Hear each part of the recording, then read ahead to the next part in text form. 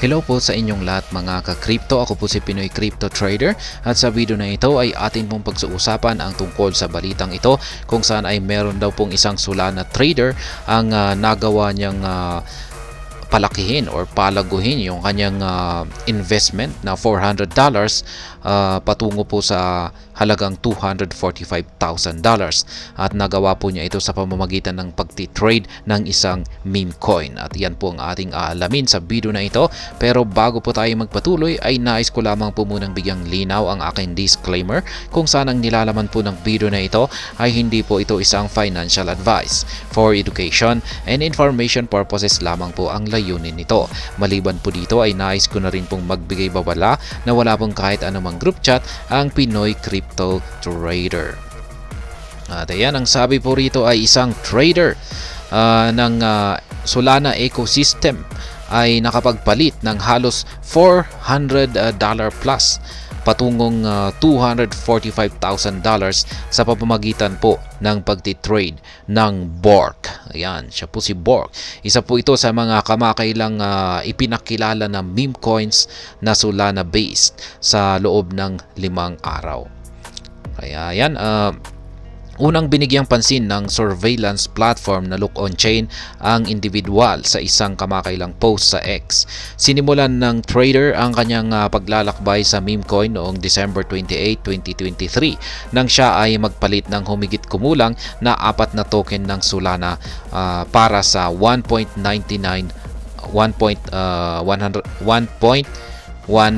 billion na Bork sa isang transaction lamang noong 2102 UTC. Ayan, kapansin-pansin, naganap ang trade na ito sa loob lamang ng 10 minuto matapos mabuksan ang Bork para sa trading.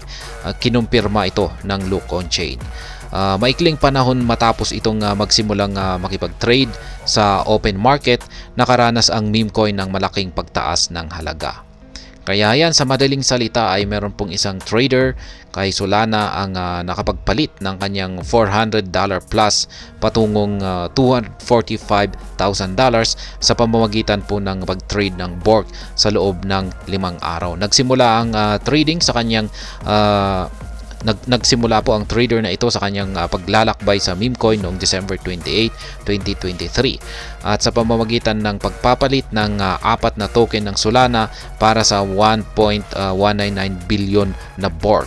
Naganap ang trade na ito sa loob lamang ng 10 minuto matapos mabuksan ang Bork para sa trading at maikling panahon matapos ito ay yan, nakaranas ang meme coin ng isang pagsabog sa kanyang halaga. Yan, a tale of distribution. Matapos ang malaking pagtaas ng halaga, nagsimula ang trader na magbenta ng kanyang mga hawak na Bork. 20 minuto matapos niyang bilhin ang mga ito.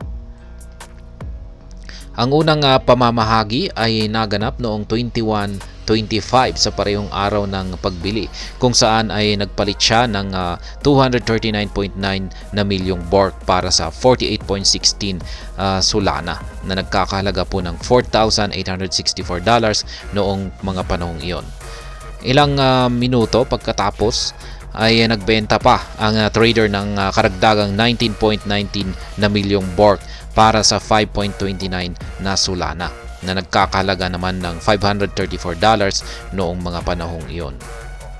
Ayan, kinumpirma ng Look On Chain na patuloy na nagbebenta ang individual ng mas maraming Bork tokens. Sa huli ay nagbenta siya ng 888 na milyong Bork para sa 1,454 Solana na nagkakahalaga po yan ng $146,000.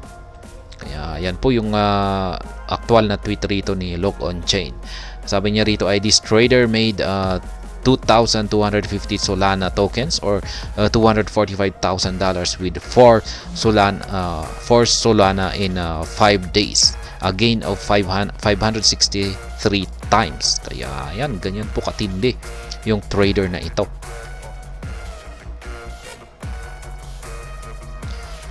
Ayan, ang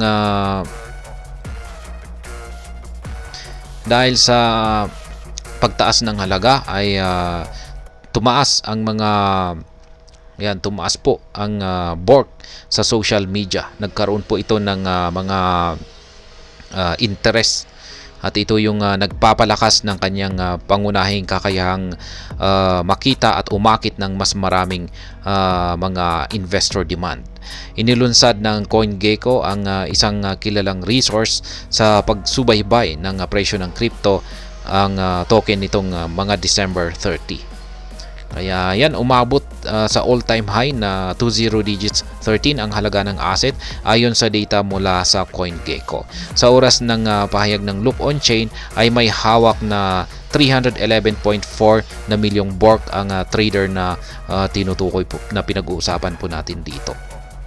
Ayan, sa kasalukuyan may hawak na 76 milyong tokens na nagkakalaga ng $68,476 ang trader. At habang ang meme coin ay nagtitrade po ito sa presyong 30 digits 899.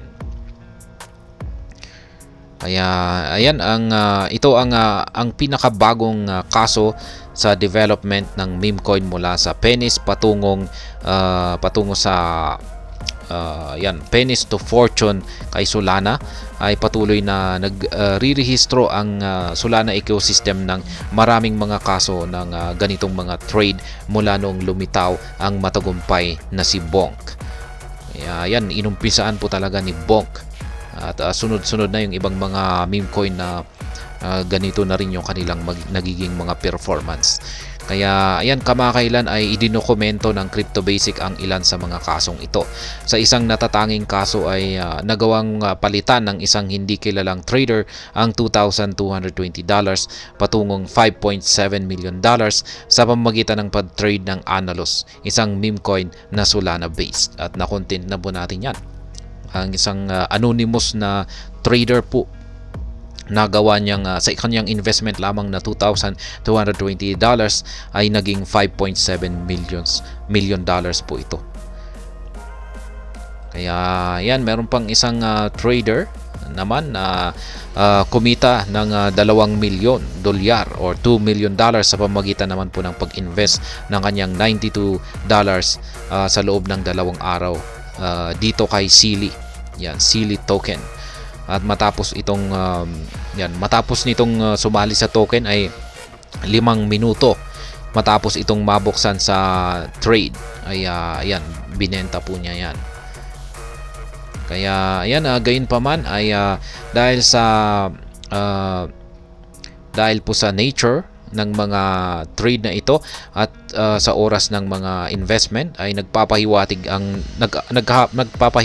ebidensya na ang mga individual na kasangkot ay maaring mga insider or mga developer na may kaugnayan sa mga proyekto. Kaya yan po yung lumalabas rito na lumalabas na mga spekulasyon ng ibang mga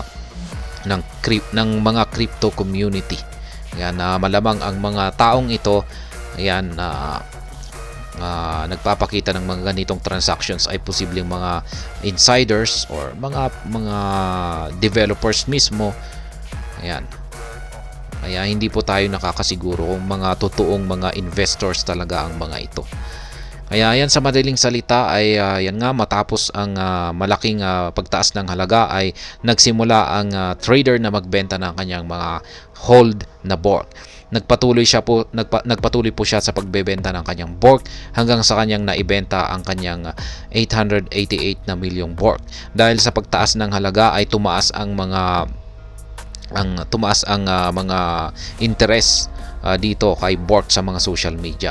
Sa kasalukuyan ay may hawak na 76 million tokens na nagkakalaga ng $68,476 ang trader na ito. Ito ang pinakabagong kaso ng development ng meme coins mula sa pennies, mula sa pennies to fortune. Ayan, dito kay Solana. Gayunpaman ay nagpapahiwatig ang ebidensya na ang mga individual na kasangkot ay maaring mga insider o mga developer na kung saan ay meron po silang mga kaugnayan sa mga projects na ito. Kaya yan, Hanggang dito na lamang po tayo sa video na ito. Sana po ay inyong nagustuhan ang aking paliwanag dito. Kung inyo po itong nagustuhan ay pakiclick lamang po ang like button nito. Para naman po sa mga bago lamang dito, kayo po ay aking inaanyayahan para mag-subscribe. Pakiclick na rin po ang bell icon nito dahil ito po ang siya magsisilbing notification nito sa mga bago kong videos na akin pong ina-upload sa aking YouTube channel na ito. Marami pong salamat sa panonood. Ingat po tayo lagi at God bless po sa ating lahat.